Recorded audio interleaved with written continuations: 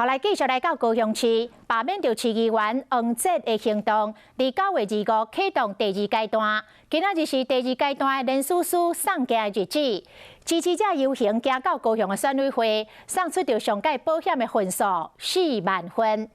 罢免着高雄市议员陈志忠，甲罢免桃园市议员王浩宇，第2阶段的联署书进程拢已经送出了。也就是讲，明年将有3场罢免议员的投票会陆续来举办。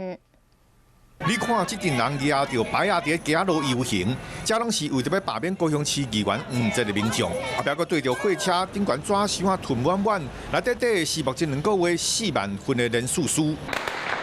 哪行哪咧放炮，因要前往高雄市选委会